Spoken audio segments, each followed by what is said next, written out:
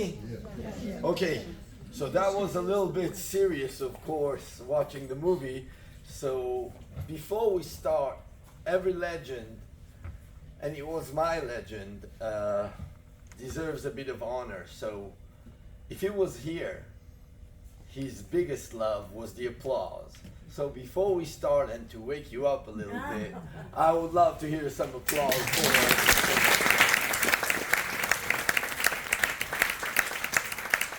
I was only 12 years old when I went out to the Midrachov in Jerusalem, to the Broadwalk, Ben Yehuda Street. And I saw a mime or a student for theater, and I was turned on by it. And the white face was interesting, and I joined him. And eventually he put some makeup on my face, and a deaf and dumb kid came over, and he was crying with his mother. And I tried acting with him, and I played a hunter that is shooting a bird. Now, I knew nothing about mime, but the kid stopped crying. So there was something there.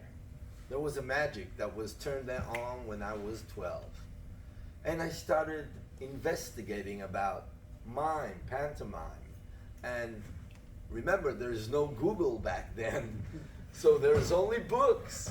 And some of them you have to order from the States or from somewhere else, and you wait for weeks till it arrives. And I start gaining my knowledge, and I started training mime in Israel. Eventually, I did my matriculation in mime, which was very unique. But the dream was one, studying with marcel, marceau.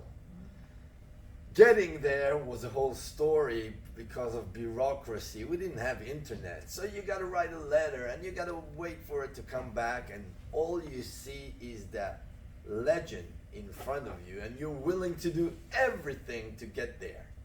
And I got there. And there was an audition. Now imagine a room like this with this amount of people. Each one goes by himself on stage to audition. And all the others are sitting and just hoping he won't be as good as they are. Okay, because he wants a place in the class. And there is a maximum amount of students which can go into one class, which is between 15 and 20 students. Audition for the first year, over 400. Now, I'm not good in math, but you can imagine the competition. Finally, I got into the school, and on the first day, when you go in, on the right-hand side, the door opens, and it's God himself. For me, it's God himself. And I look at him, and he looks at me, and he says, "Oh, you're the Israeli guy." And I say, "Yeah." And go, "Okay, we're gonna do the first class, but I want you to come to my home."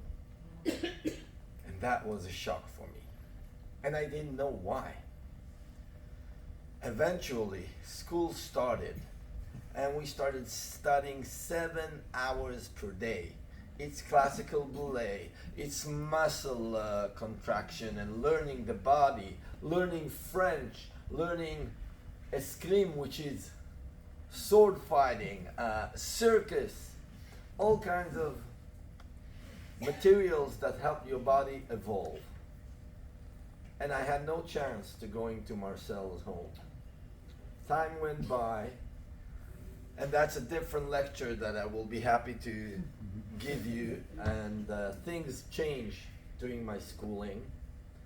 But eventually I lost contact with Marceau. He died. And I never had a chance to go to his home. And then What came... year was that? Excuse What? me, what year are you talking about? Oh, wow. Take away, I was 25, I'm 53-year-old now. Make the math, 28 years more or less. I have to say I was the last group of students that studied for 3 years in his school. After that, the school was almost dead, and they only did like internship for 6 months or so. So that was really the last of this disciplinary kind of teaching. The thing was that after he died, something died with it. And like he said, I hope mine won't die. And for many years, he didn't have a real someone to take it back on stage. One of the reasons was the silence.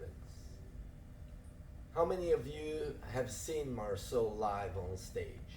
If you did, pick up your hand. I have to say, his shows was internal.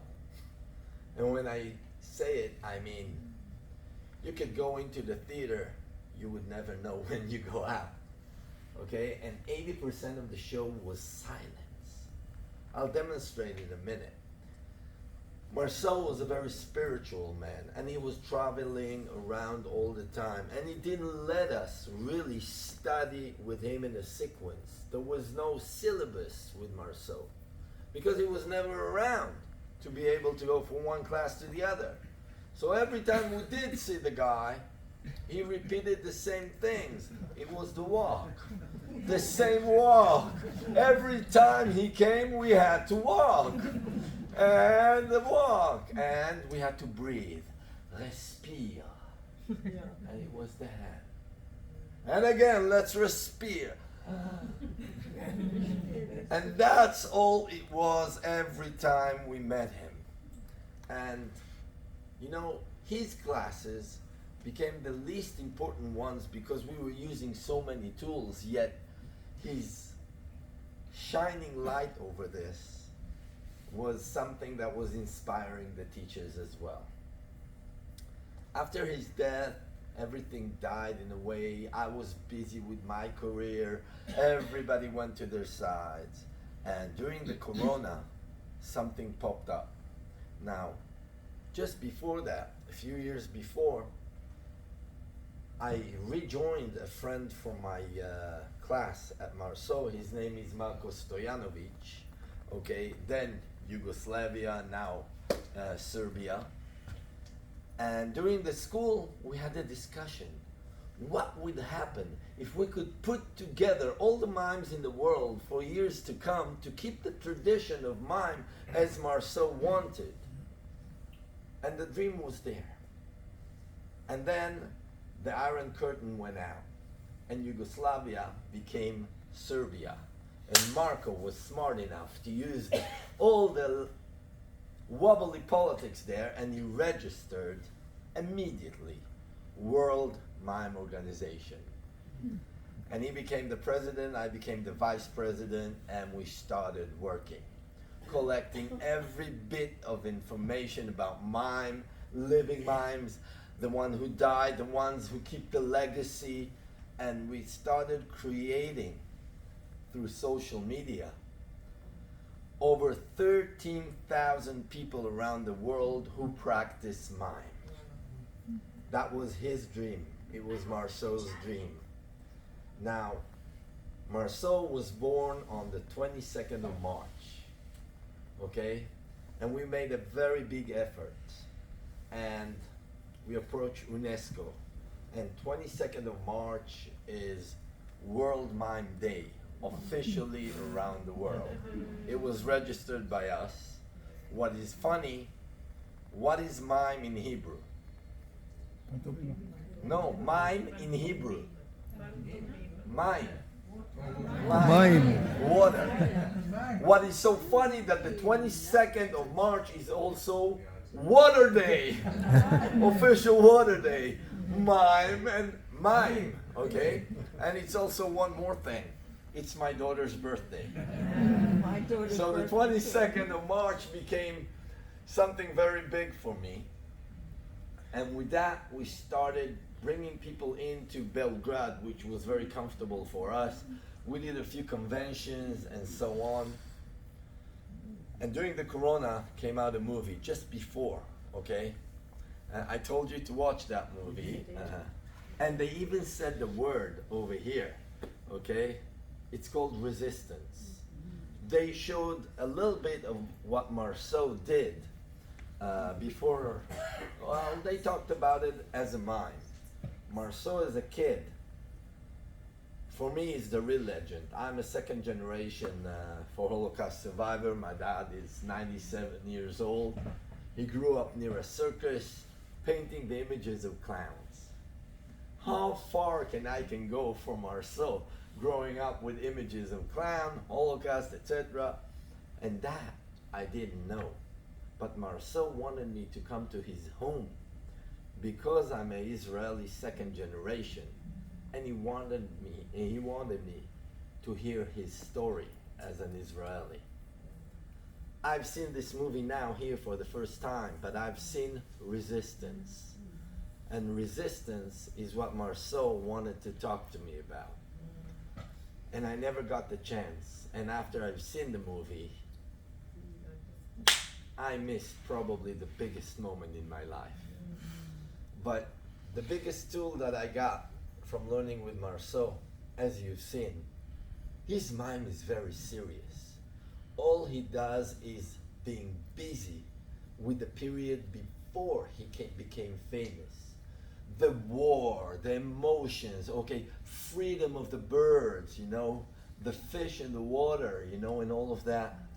And I have to say, we didn't even see him doing the basic, the wall, you know, because he felt locked with that. He didn't want anybody to have a wall that he needs to break through. And he never used the wall, always on the sides and so forth. And I realized that if I'm going to do mine, I'm going to do it a little different.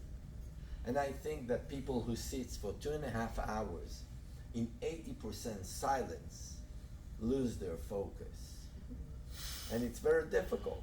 It's very difficult to sit 80% of the time just seeing one man. And by the way, do you know why he put on the white face? Nobody knows what the white face means, right? Camouflage?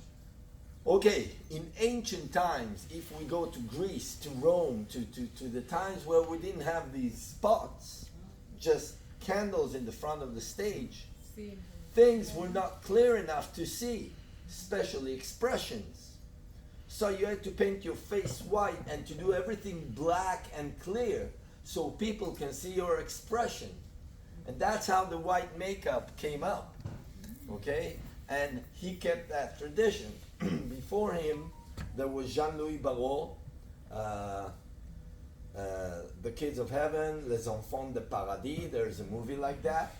And the godfather of that was a person called Jean-Baptiste Gaspard de Bureau, which was the godfather of classical mime and the inspiration of Marceau. Really, that was the 20th century mime.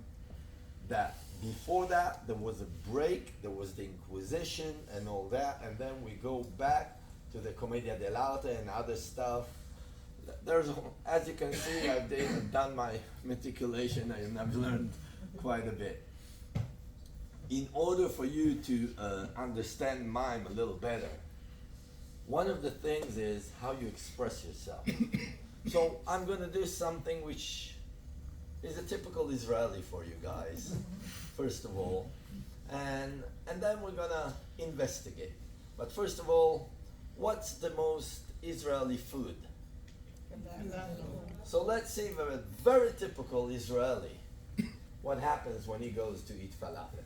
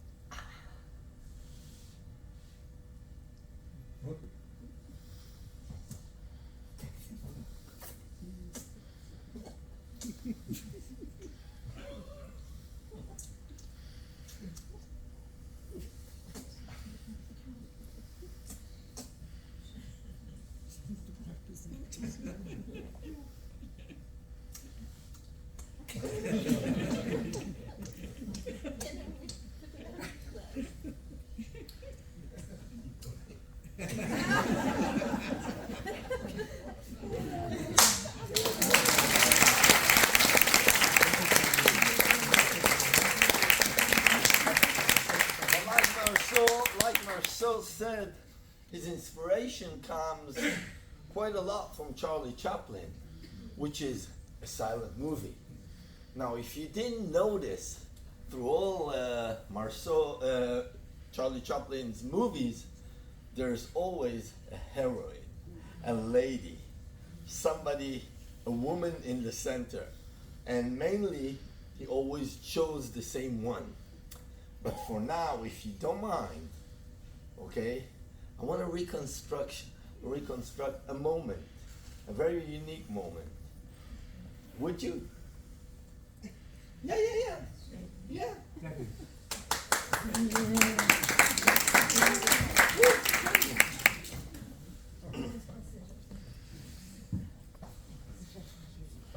First of all, give her some applause. It's not on stage. Okay, be careful, we have a very narrow stage, that's why we have the line here. But don't worry, I'm not going to leave you alone on stage, okay? So, because I'm not, would you? Yeah. I love the beard. It's very authentic for what I need. So, yeah. Come on, round of applause. Now the thing is, I can't do without you. Me? Yeah, of course you're sitting on stage already. So I gotta use you. Another round of applause. And to make it complete, I love people who is standing on the side and doing this. Oh, you just ran out. No, you come back here now. Yeah. You do. Terry. I'm the lighting operator. Terry, come on, lighting operator. That's okay. Give a round of applause. Ladies and gentlemen, You can chew with me. if we're talking about mime, and if we're talking about a story, the most important thing in theater in general, and especially in mime, is a good beginning, a story, and a good ending. Ladies and gentlemen, please meet the people in our plot. All of you, please stand back.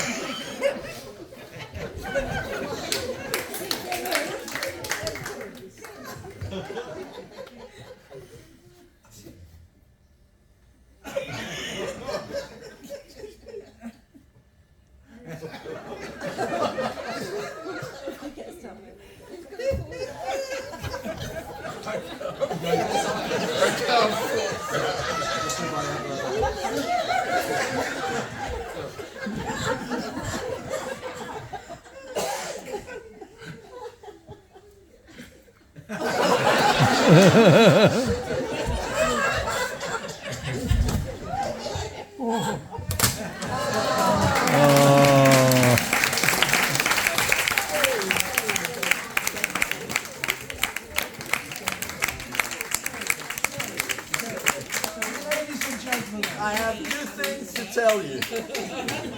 To study in Paris is not an easy thing. Paris is a rough city and an expensive one. During the schooling, I had to do street performances.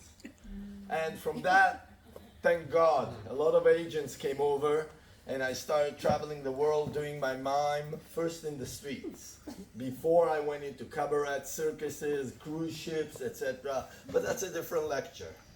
But there was one thing that I always broke. I broke the silence in the end of my show. And after I'm gonna do this speech, I'm going to say one more thing. But first of all, every show of mine ended with, I've seen all I can all over the world, I've learned the power of a smile. Now I seek a smile of my own. If you know how to smile, tell me how. I gave all my smiles to others from will. Now I seek one of mine. Will it be a bird, a child, or a song I sing? It won't matter as long as I smile.